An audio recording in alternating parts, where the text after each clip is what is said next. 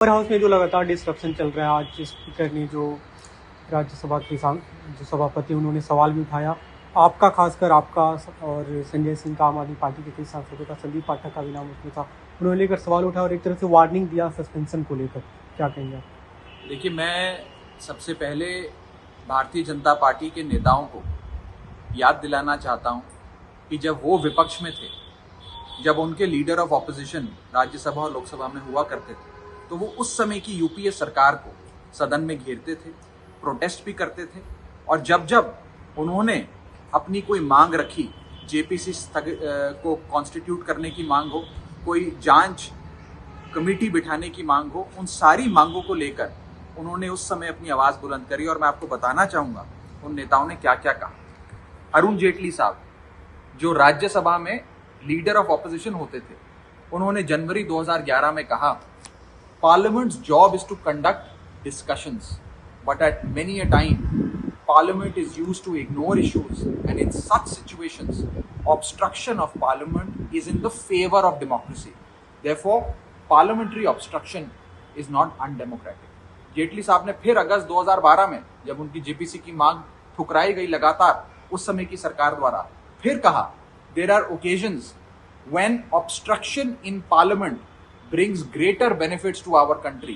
Our strategy does not permit us to allow the government to use parliament without being held accountable. We do not want to give the government an escape route through debate. उस समय लोकसभा में विपक्ष की नेता हुआ करती थी Sushma Swaraj ji.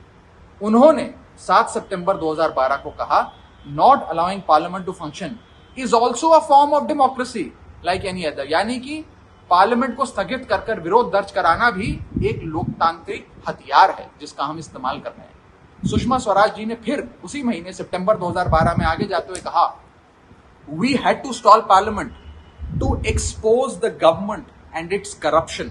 Anyway, it is the government's job to run parliament and not that of the opposition. यानी कि उन्होंने कहा कि सरकार का भ्रष्टाचार उजागर करने के लिए हमने पार्लियामेंट को स्थगित किया और ये भारत देश के हित में किया गया है।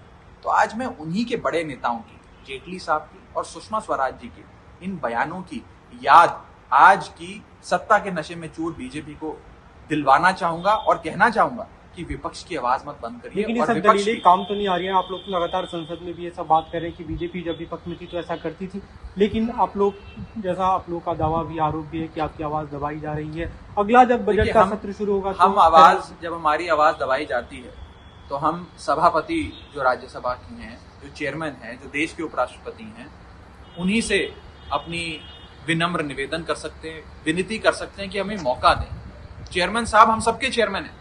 चेयरमैन साहब केवल बीजेपी के चेयरमैन नहीं हैं, वो उस सदन के चेयरमैन हैं और उस सदन के हम सब सदस्य हैं।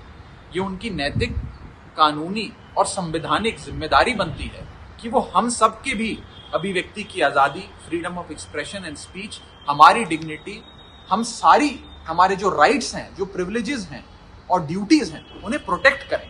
ये मैं जो वार्निंग आप लोगों को दिया गया, आपको क्या उम्मीद है अगले बजट सत्र का जब अगला हमें सस्पेंड करके क्या मिलेगा? आज उन्होंने मेरा नाम पुकारा और कहा कि मैं आपको नेम करके सस्पेंड कर रहा हूं सदन से। अगर हम सस्पेंड हो जाएंगे तो हम सड़क पे जाके लड़ाई लड़ेंगे। लेकिन आज इस देश में जेपीसी की एक मांग है, पूरा देश मांग कर रहा है, समुच्चय विपक्ष मांग कर रहा है। सरकार इस पे मांग स्वीकारना तो दूर, इस पे चर्चा भी नहीं कराना चाहती। और यदि कोई शख्स अपनी आवाज बुलंद करता है तो उसे सस्पेंड कर दिया जाता है।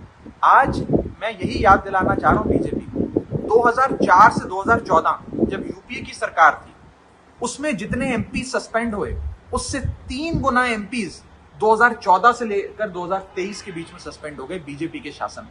3 गुना ज्यादा सस्पेंड। ये सस्पेंशन डिसेंट को साइलेंस करने के लिए, कि कोई भी व्यक्ति कोई सरकार से अपना मतभेद या मनभेद सदन में जाहिर ना करे, जो जाहिर करेगा वो सस्पेंड होगा।